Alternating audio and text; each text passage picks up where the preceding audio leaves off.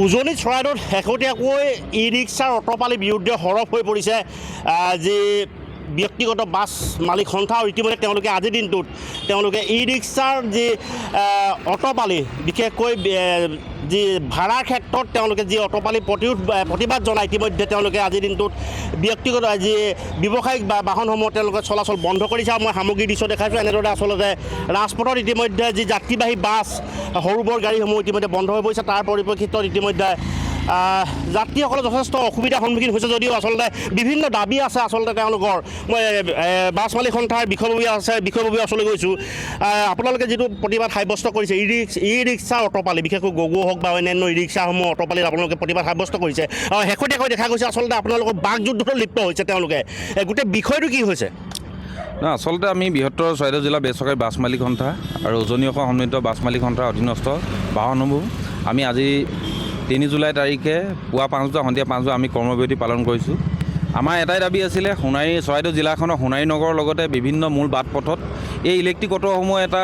অৰাজক পৰিৱেশ সৃষ্টি কৰিছে কোনো ধৰণৰ নীতি নিয়ম নেমানি তেখেতলোকে খুব বিশৃংখলভাৱে চলাচল কৰিছে যাৰ ফলত আমি যিখিনি শৃংখলিতভাৱে আজি বছৰ বছৰ ধৰি চলাই অহা আমাৰ যিবোৰ যাত্ৰীবাহী পৰিবহণ বাছ হওক ট্ৰেভেলাৰ উইংগাৰ মেজিক বা আমাৰ ডিজেল চালিত অটোসমূহৰ চলাচলৰ ক্ষেত্ৰত বৃহৎ একেলগে সমস্যাৰ সৃষ্টি হৈছে এই ক্ষেত্ৰত আমি প্ৰশাসনক স্মাৰক পত্ৰ দিছিলোঁ যোৱা 16 জুন তাৰিখে আমি আশা কৰিছিলোঁ প্ৰশাসনক দিছিলোঁ আমাৰ জিলা পৰিবহণ বিভাগক দিছিলোঁ আশা কৰিছিলোঁ তেখেতলোকৰ লগত এটা আলোচনা কৰি বা এই ক্ষেত্ৰত তেখেতলোকৰ ধৰণে কিবা এটা সমস্যা সমাধানৰ ক্ষেত্ৰত বিশেষ পদক্ষেপ ল'ব তাৰ নোহোৱাৰ ফলত আমি আজি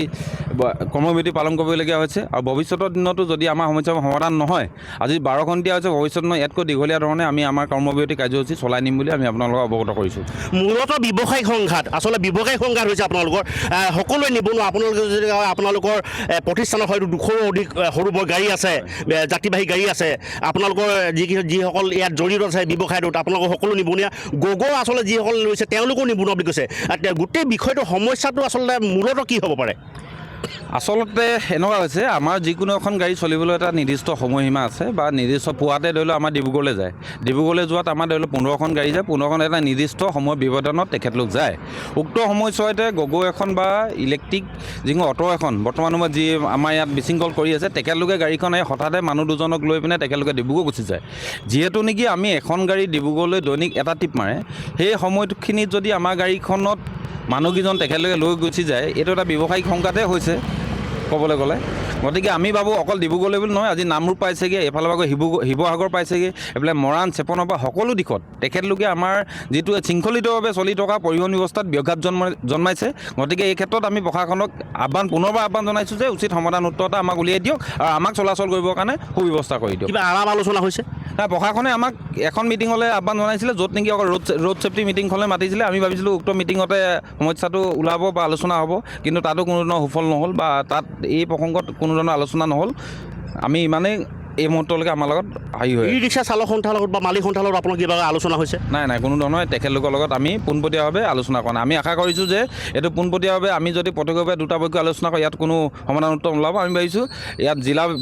প্ৰশাসন পৰিবহণ বিভাগ আৰু আমাক মাত্ৰ সকলো পক্ষকে মাতি এটা আলোচনা কৰক তেতিয়া হয়তো সমাধান উত্তৰ ওলাব বুলি আমি আশা কৰিছোঁ প্ৰশাসনে এৰা দিছে নেকি বিষয়টো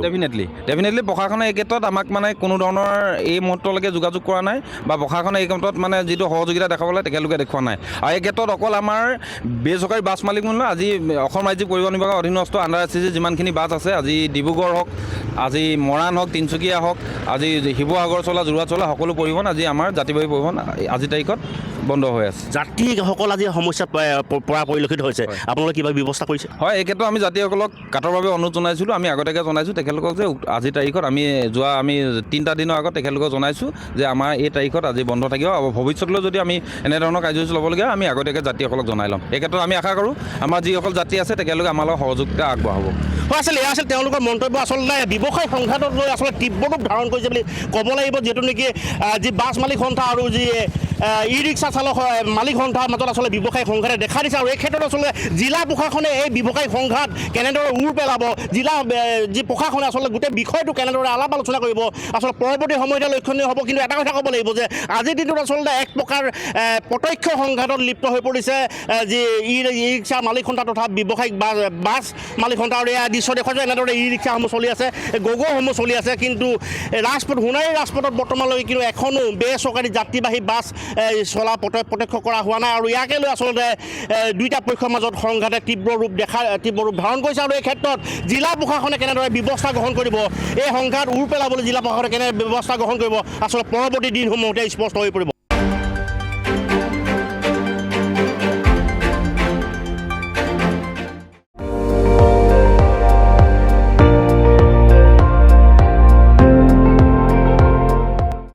আপুনি চাই আছে ND24 সৰ্বশ্ৰেষ্ঠ নহয় সৰ্বোত্তমৰ দৌৰত।